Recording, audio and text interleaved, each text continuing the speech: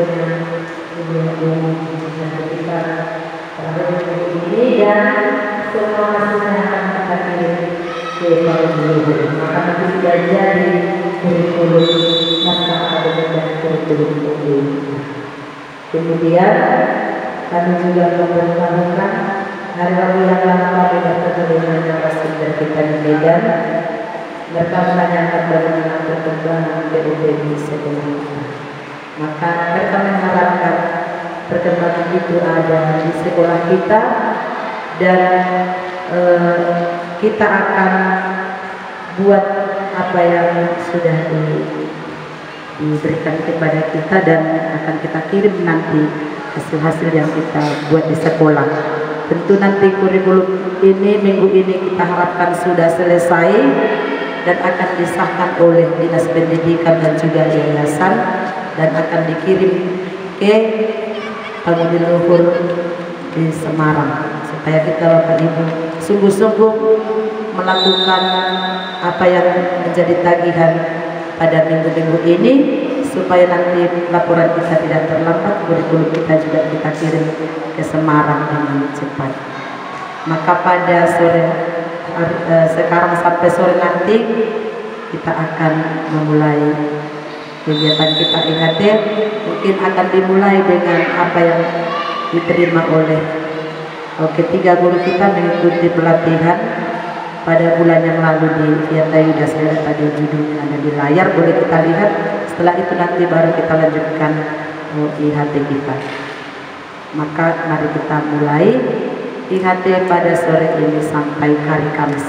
Semoga Tuhan tetap memberikan kita semangat, kekuatan dan kesehatan sehingga kita dapat menyelesaikannya nanti dengan baik pada waktunya. Terima kasih. Terima kasih kepada suster kepala sekolah.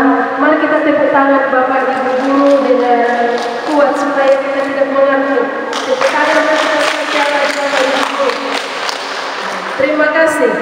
Baik Bapak Ibu guru yang kami hormati, seperti yang sudah disampaikan oleh suster kepala sekolah, untuk hari ini ada dua topik yang akan kita bahas, yaitu yang pertama tentang pengembangan pembelajaran berbasis teknologi informasi dan komunikasi. Dalam hal ini nanti akan disampaikan oleh Bapak Yahya Sugian bersama tim, yaitu Bapak P. Manik dengan Bapak JCIT. Kemudian nanti pemateri kita yang kedua dengan topik desain instruksional bidang studi berbasis budaya dan nilai-nilai spiritualitas. Dalam hal ini nanti akan disampaikan oleh Miss Yesi.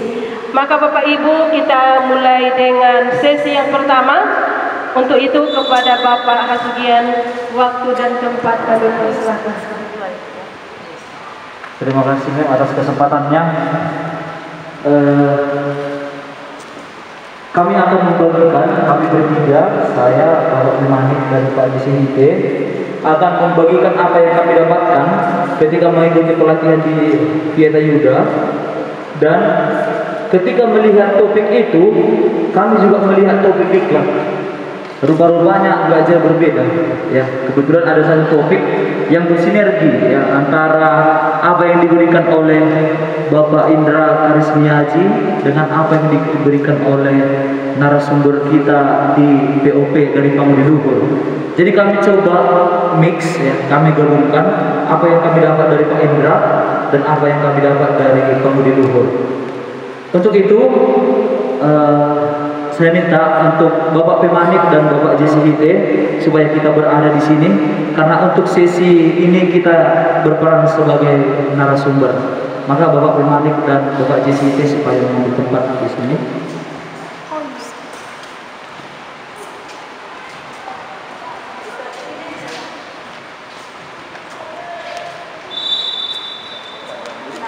Dan akan dimulai dari Bapak Pemanik. Silakan Pak.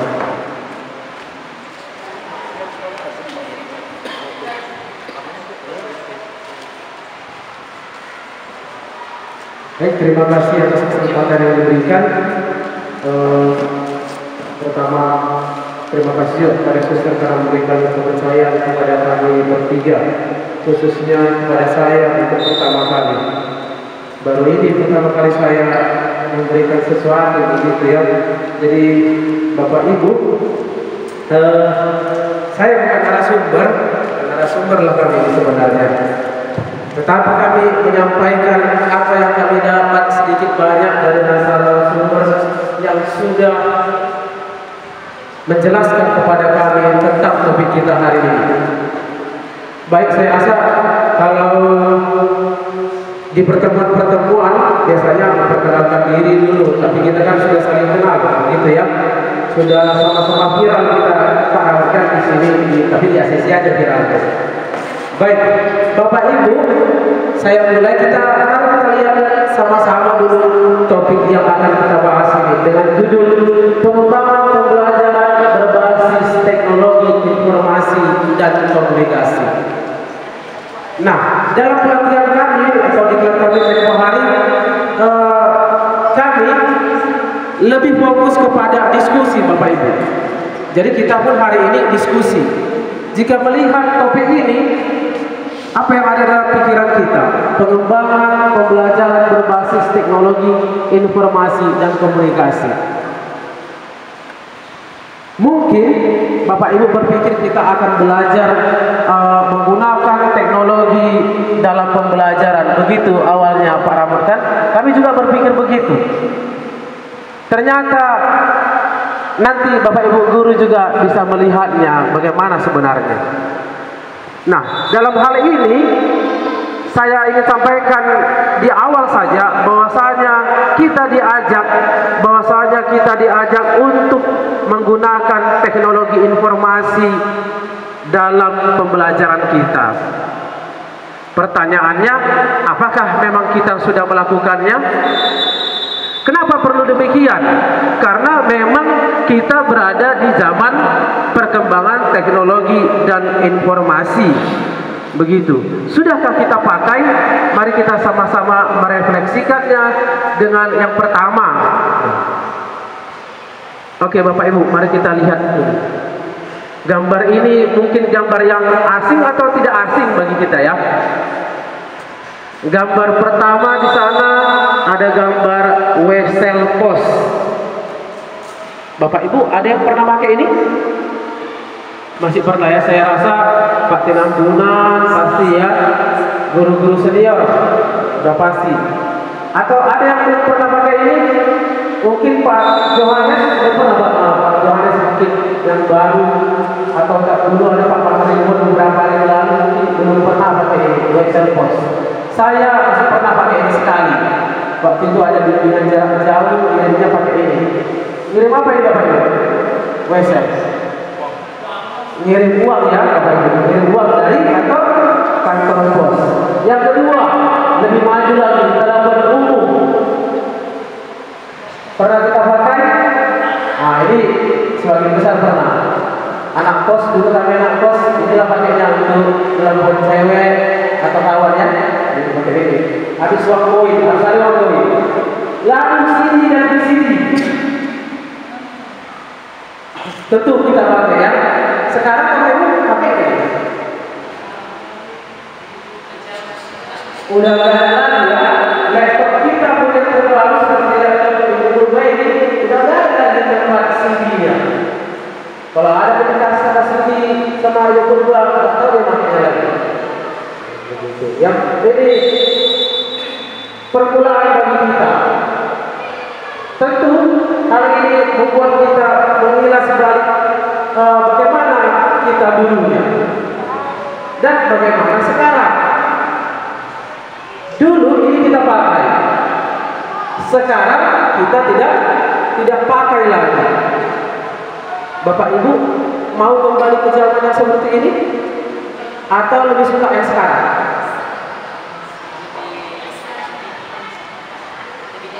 Lebih enak sekarang ya. Ya, dalam bahasa ada berapa tahap? Adakah 1, 2, 3? Apakah cuma 1?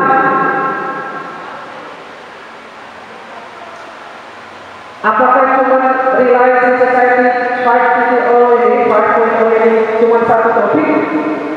Atau ada 5 topik? Bu Simanjuntak ada berapa itu Bu Simanjuntak?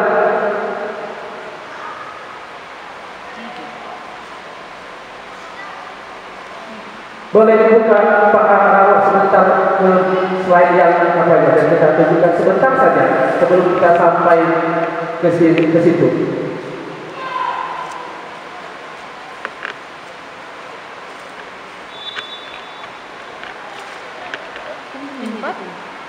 Ada berapa?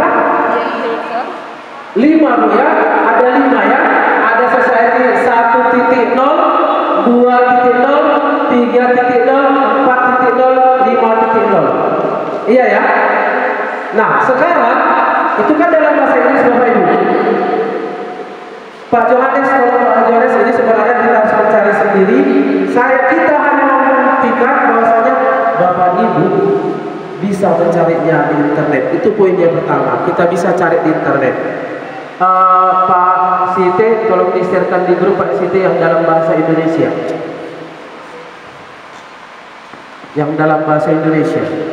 Nah, sambil di-share Pak Siti, kami mau menunjukkan kepada Bapak Ibu bahwasanya di sana sangat jelas dikatakan atau dijabarkan bahwasanya kita mengalami tahapan-tahapan perubahan.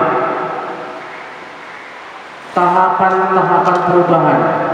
Yang mana tahapan perubahan itu ada 5 tahap.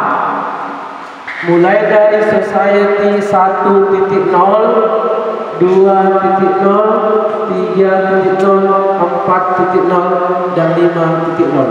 Sudah Pak Siti? Nah, kami minta kesediaan Bapak Ibu menjawab. Pada zaman society 1.0,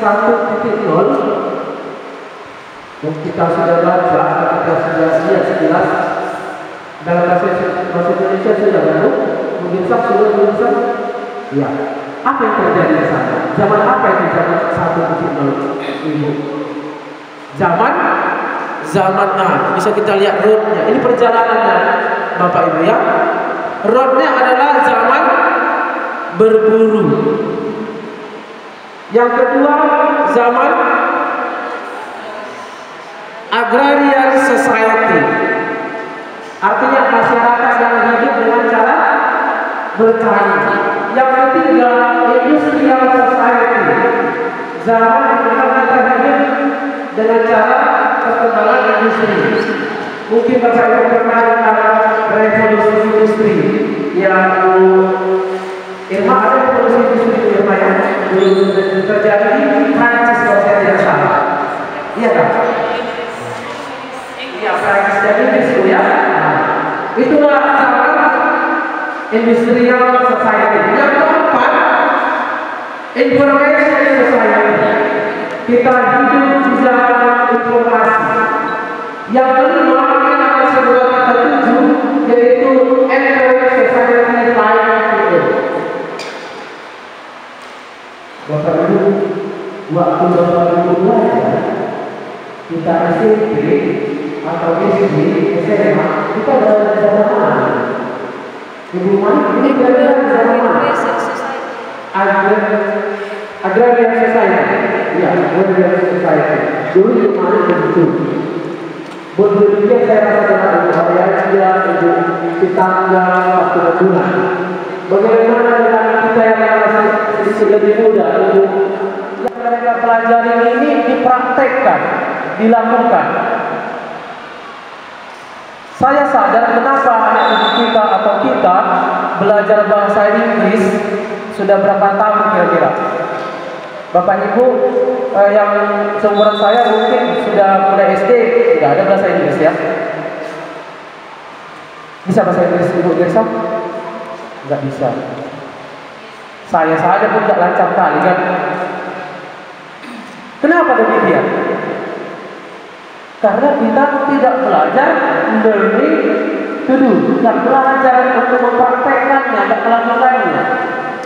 Tidak pernah kita latihan ngomong. Kita bisa berbahasa Indonesia karena apa? Karena dipraktekkan setiap hari oleh mama dan bapak. Bilang bapak, ucapkan. Penting sekali praktek.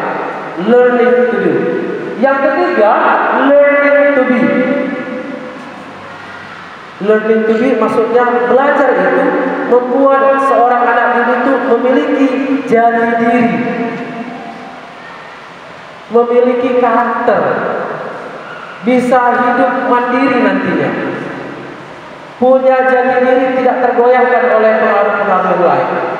Itu proses pembelajaran. Yang keempat, learning to live together, belajar untuk hidup bersama. Kita harus bisa menyiapkan anak didik kita menjadi orang yang bisa membangun komunikasi kepada orang lain dan menghargai orang lain. Ini yang paling dilupakan oleh tenaga pendidik ataupun negara kita. Maka boleh ditampilkan Pak Ramot yang berdasarkan survei pendidikan karakter ini. Mulai kapan Bapak Ibu ingat kita belajar atau menjadi pelajar, menjadi guru, ada di silabus kita pendidikan karakter? Sejak kurikulum berapa itu? Atau dari dulu sudah ada Bapak Ibu? Belum Pak? PMP itu pendidikan karakter juga nggak dulu ya? Dulu pendidikan moral Pancasila karakter juga itu ya. Artinya dari dulu sudah ada. Sekarang digalakkan lagi dengan POP. Yang paling penting katanya pendidikan karakter semua sekolah. Negara Indonesia negara yang memiliki ataupun mengakui agama sebagai dasar untuk mendidik karakter kita. Kita terutama sekolah-sekolah Katolik bangga kali dengan ini. Sekolah Katolik itu berkarakter. Sudah berapa banyak alumnusnya. Tapi ternyata Bapak Ibu, menurut Microsoft di sini ataupun dari UNESCO juga, menurut penelitian bangsa Indonesia adalah netizen Indonesia yang paling tidak sopan se-Asia Pasifik. Narasumber kami mengatakan lebih keras lagi, biadab begitu katanya. Kita negara di Asia Pasifik yang paling tidak sopan. Banyak orang marah, orang Indonesia marah ketika ini dirilis. Ramai-ramailah orang Indonesia menyerang, mencaci Microsoft ini. Gak betul itu dengan kata-kata yang apa? Ternyata dengan serangan itu tanpa disadari terbuktilah bahwa memang itu benar. Riset itu benar bahwa memang kita netizen yang paling kurang sopan atau paling tidak sopan. Saya sendiri, Bapak Ram atau kami yang pecinta bola pun begitu. Komentar-komentar di Facebook anak-anak kita pun begitu kan Bapak Ibu, ngomong sembrono.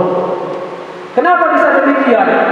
Tadi Bapak Ibu, kita tidak belajar to live together. Kita nggak belajar bagaimana hidup bersama.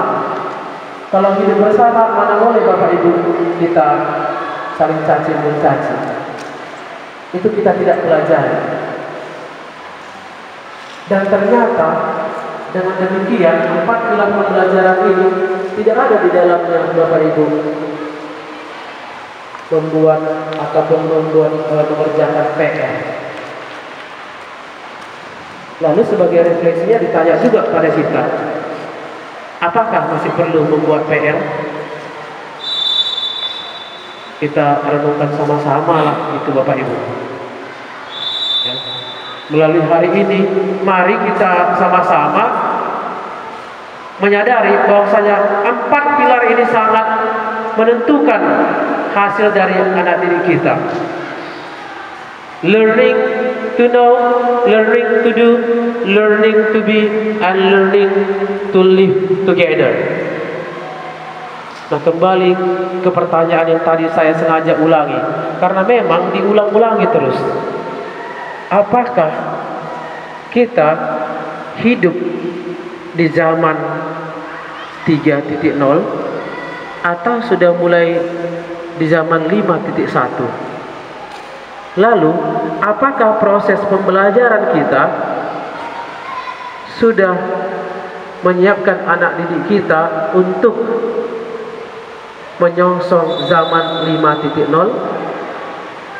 atau kita masih menyiapkan anak didik kita untuk menghadapi zaman 3.0. Jadi kita sama-sama sudah melihat itu. Apakah yang kita lakukan sekarang adalah sedang menyiapkan anak-anak kita di zaman 3.0? Kenapa kami katakan zaman 3.0? Mari kita kilas balik kembali. Zaman industri dimulai dengan orang-orang masuk kerja, tank masuk ke pabrik. Kita juga sampai sekarang masih pakai itu, bel, tank masuk ke kelas. Zaman industri masih ditentukan berapa yang harus dicetak. Nggak boleh suka-suka kita belajar zaman industri. Kita mau mencetak buku berapa lembar, berapa SMK, pakaian yang dicetak berapa pakaian. Boleh lebih, boleh kurang, tidak boleh dicetak. Tandanya itu bagaimana? Kita masih menyiapkan anak didik kita atau masih berpatokan dengan harga nilai. Katakan yang tinggi. Kita buat sama-sama 9, 10. Lalu ada stempel, industri juga pakai stempel. Kita juga pakai itu. Pakai akor stempel itu. Akor ada stempelnya. Pakai kita lagi. Jadi kalau kita pikir kalau kita sekarang sana, itu adalah orang-orang yang tinggal di zaman 5.0 dan membiarkan orang-orang untuk tinggal di zaman 3.0. Dia dalam masuk ke cara kita cara menyiapkan anak-anak yang ada hidup di zaman 3.0. Padahal di sana kita boleh jadi untuk zaman mereka 10 tahun itu anak kita itu bercita-cita nggak seperti pekerjaan yang seperti yang lainnya. Ada pekerjaan untuk saya. Tapi kalau mereka sama menjadikan anak didik seperti ini, berarti kita sedang menjadikan anak didik kita dalam cita-cita dari yang lama. Itu kepada Tuhan. Menjadikan anak ini untuk hidup di dalam itu dengan cara memanfaatkan teknologi yang ada di dalam teknologi. Kita pakai informasi internet itu. Memang sebuah tantangan ya. Pertanyaannya itu cuma bisa pertanyaan kita pakai handphone. Bagaimana tingkat kenalan mereka? Ini adalah 12 murid Yesus. Mungkin saya ingin bertanya, mana murid yang memakai lot? Menurut Bapak Ibu Saudara, yang menerapkan lot, power berthinking skill. Hah? Coba Bapak Ibu, ada? Atau mereka menerapkan hot semua? Ayo coba.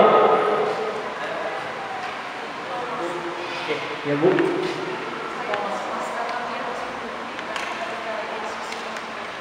Oh, oke.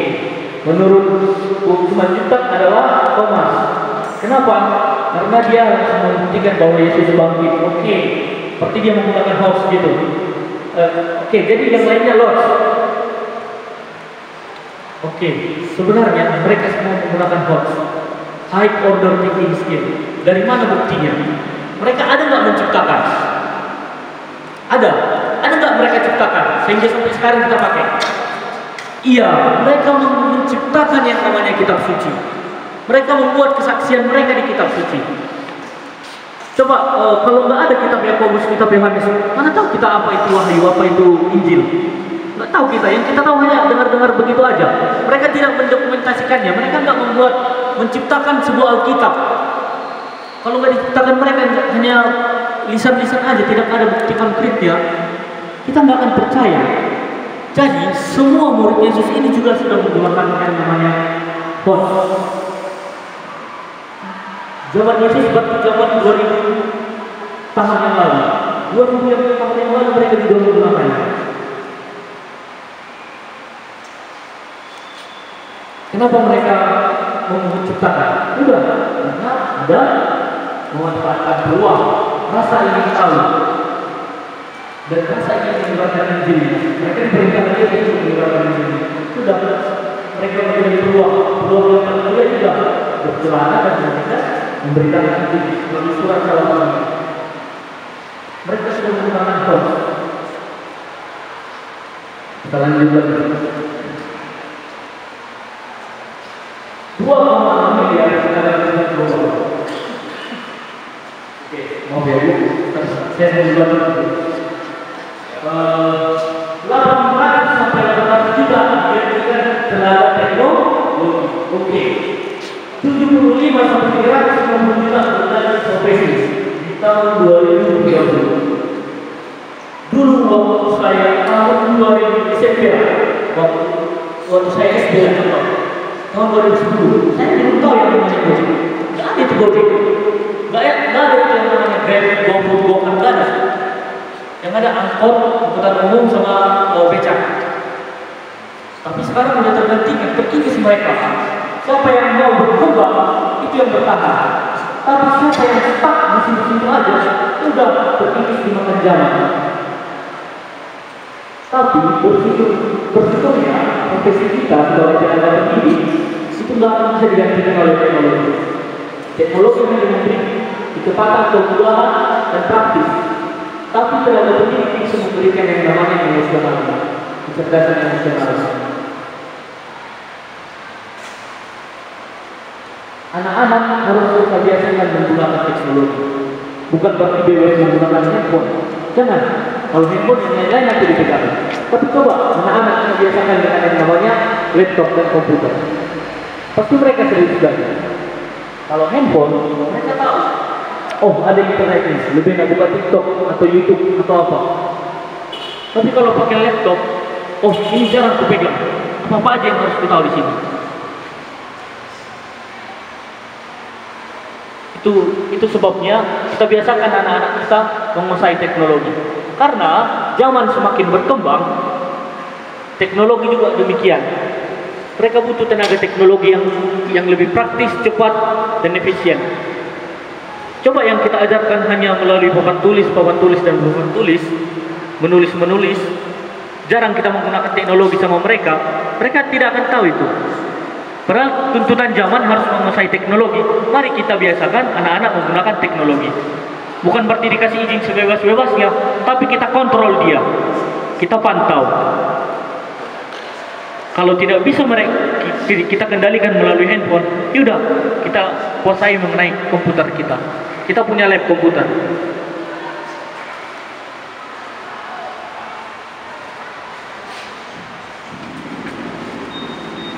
Terus 65% siswa yang saat ini duduk di bangku SD akan bekerja pada bidang-bidang yang saat ini belum tercipta.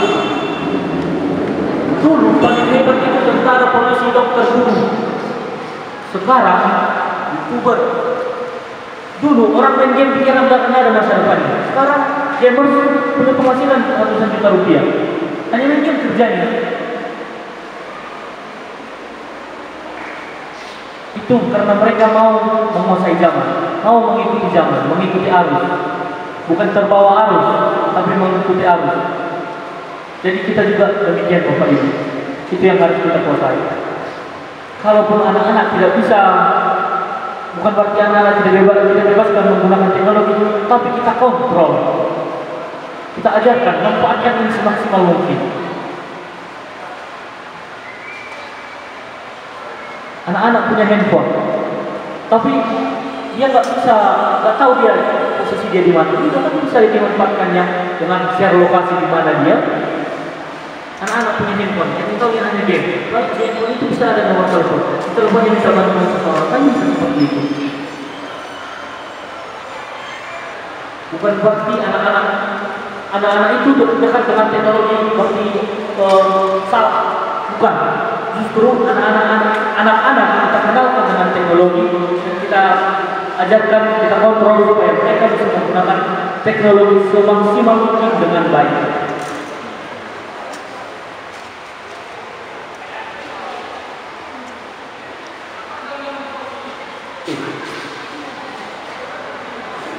Intinya Bapak Ibu Saudara, di zaman mereka, di zaman anak-anak sekarang, siapa yang mampu beradaptasi, mampu menyesuaikan diri, itu yang bertahan. Bukan siapa yang stuck di situ-situ aja. Jika dia stuck di situ-situ aja, itu yang akan terpengaruh.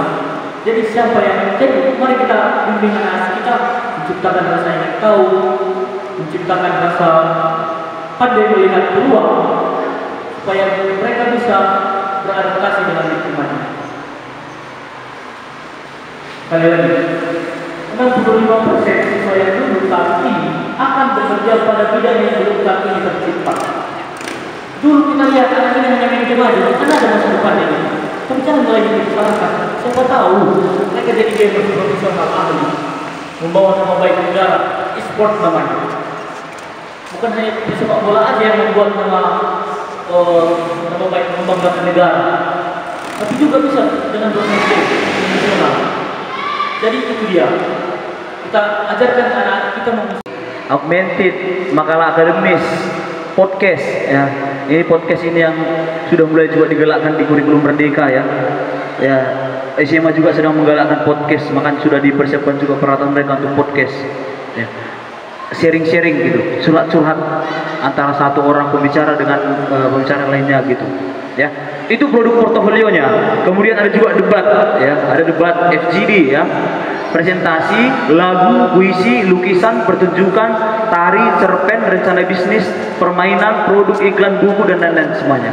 Ini semua adalah contoh portofolio jika kita menggunakan teknologi. Kalau kita misalnya mengikuti alur yang dijelaskan oleh Pak Malik dan Pak Sihdi tadi, ini adalah contoh-contoh portofolio yang bisa kita lakukan. Nah, kemudian dari saya coba tambahkan sedikit ya. Ini diperoleh dari Diklat ya. Jadi sekali lagi tadi kami mau menggabungkan antara apa yang kami dapat ketika pelatihan di Via Yuda dengan apa yang kami dapat ketika Diklat. Gaya belajar, saya mulai dari sini. Gaya belajar VAK, visual, auditory, dan kinestetik. Saudara Bapak Ibu, gaya belajar setiap siswa itu ada di kisah ketiga ini: visual, auditory, dan kinestetik. Visual ini menggunakan kecerdasan dari penglihatan, menggunakan kecerdasan penglihatan. Bagaimana kita menstimuli siswa yang sumber kecerdasannya ada pada indera penglihatan? Ini juga refleksi untuk kita. Jika ada siswa kita yang mempunyai sumber kecerdasan yang ada di mata, di indera penglihatan, gimana kita merangsang anak itu untuk setia untuk ikut belajar, jika kelebihannya ada di indera penglihatan. Kalau kita memaksakan dengan materi ceramah, ya, kita memaksakan dengan metode ceramah dan segala macam, padahal jenis kecerdasannya ada di indera penglihatan, sia-sia, nggak optimal. Tetapi jika kita tahu mesin kecerdasannya itu ada di indera penglihatan, kita akan memberikan dia ya model pembelajaran yang menggunakan visual. Misalnya dia bisa putarkan video misalnya, atau bisa juga kita buat dengan kalau misalnya ada matematika, kita gambar grafik di bawah tulis dengan warna-warna yang lain, ada merah, ada hitam, ada biru. Ini juga memfasilitasi anak-anak yang mesin kecerdasan ada di visual. Nah, karakteristik visual biasanya imajinatif karena dapat gambar skenario yang kompleks, lebih gambar dan video. Grafik, diagram, cerita, perusahaan akan jauh berbeda visual dan udara.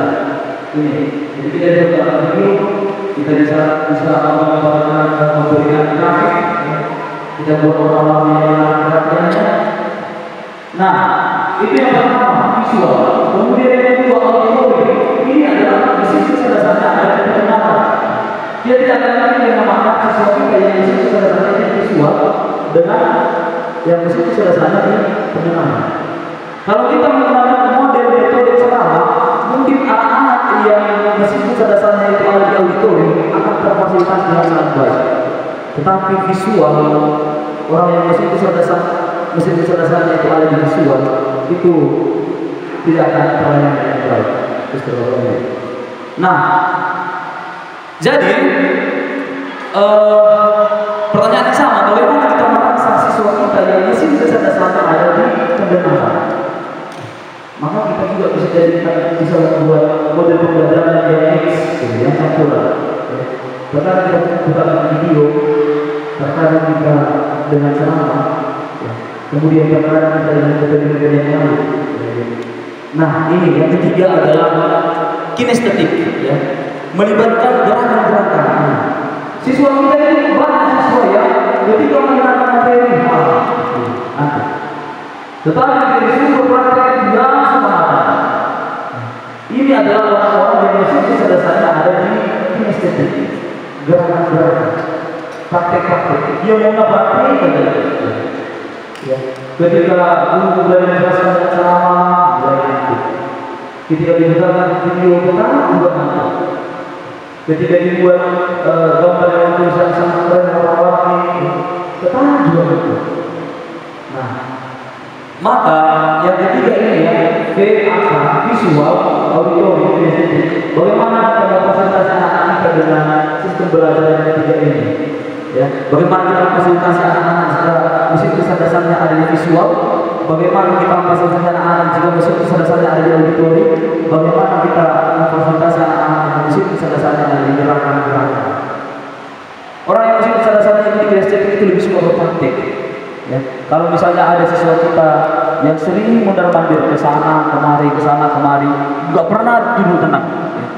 Ya, bisa kita buat asumsi awal, oh jangan-jangan anak ini mesin kecerdasannya ada di kinestetik. Ya, kita juga dilatih untuk berpikir positif. Bukan ketika dia jalan ke sana, jalan kemari, kau ngapain? Ini pak, mau nanya ini. Kemudian kita langsung marah, kita pukul, jalan-jalan nggak kau hargai guru, nggak kau hormati guru. Padahal sebenarnya mesin kecerdasannya itu ada di kinestetik kan gitu ya. Ya, itu dia saudara Bapak Ibu. Jadi kita diajak untuk berefleksi ya.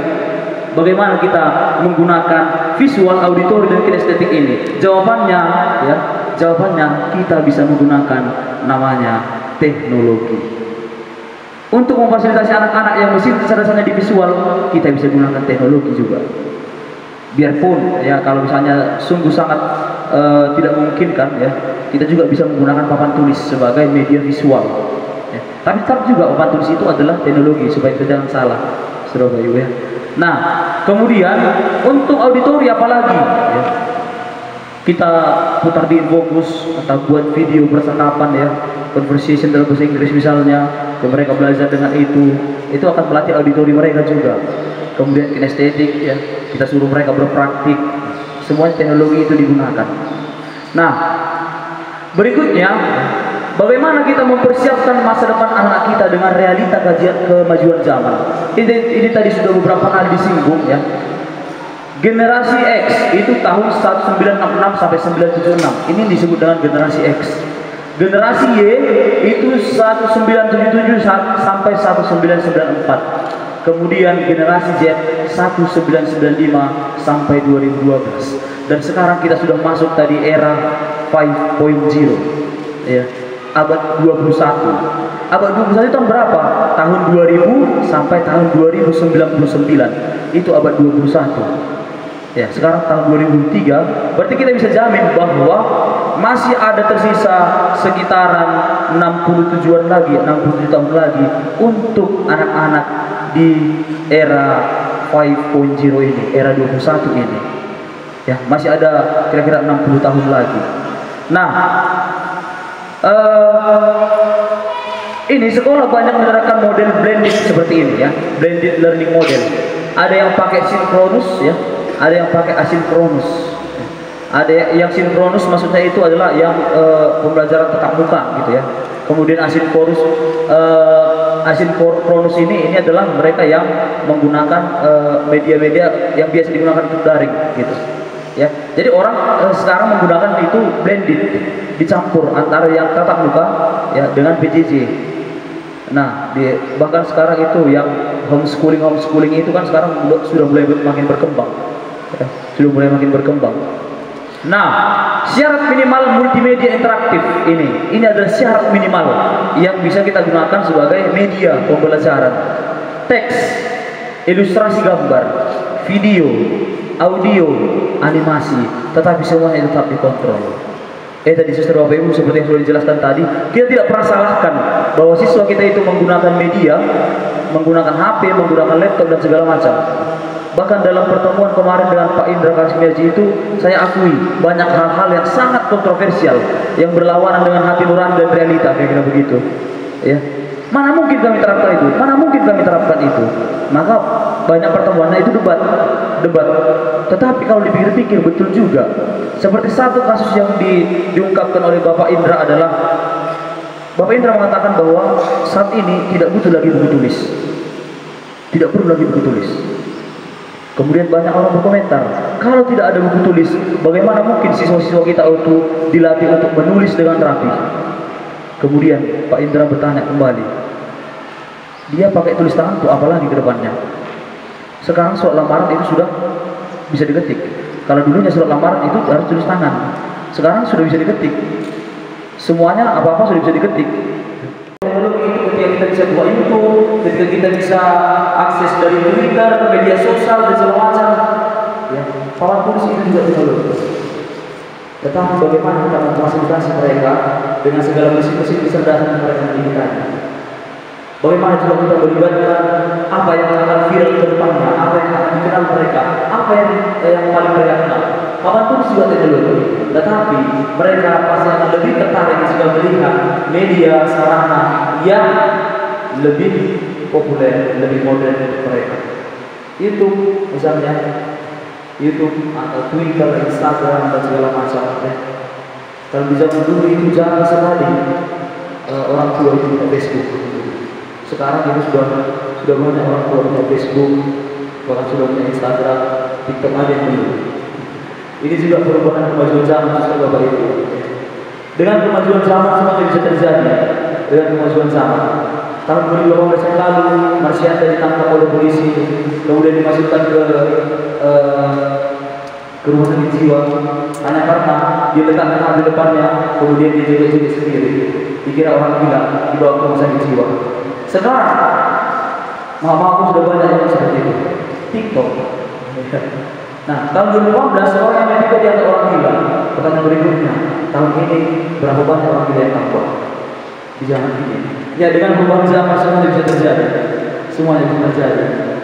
Maka, bagaimana kita menyesuaikan anak-anak yang kita bawa? Ya, mereka membawa peran kita yang mengalir peran mereka. Mereka ada di belakang kita sekarang. Kita tahu perannya. Kalau kita bawa ke arus, ya, mereka hadir juga. Tapi kalau kita bawa air yang tenang, mereka juga akan tenang. Dan mereka juga akan bisa mempersiapkan masa depan yang lebih baik.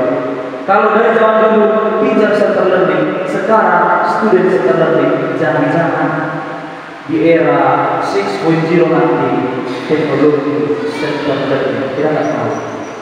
Ya. Jadi zaman yang semakin maju, mari kita juga menyesuaikan. Akhirnya saya itu dalam ulaman Albert Einstein. Ketidakwarasan adalah melakukan hal yang sama dan berulang, tetapi menghasilkan hasil berbeda. Kita sudah melakukan metode cara belajar yang sama dari dulu kita pakai sampai yang sekarang, tapi kita mengharapkan hasil yang berbeda. Tentu itu adalah ketidakwarasan. Itu kata Albert Einstein. Maka kita change our mind, kita ubah pola pikir kita sesuaikan, kita mempersiapkan anak-anak yang akan hidup di beberapa puluh tahun ke depannya. Itu saja mungkin yang bisa kami sampaikan kali bertiga. Saya, Pak Manik dan Pak JCIT. Sekian dan terima kasih. Baik, terima kasih. Tepuk tangan dulu kita untuk ketiga materi kita hari ini.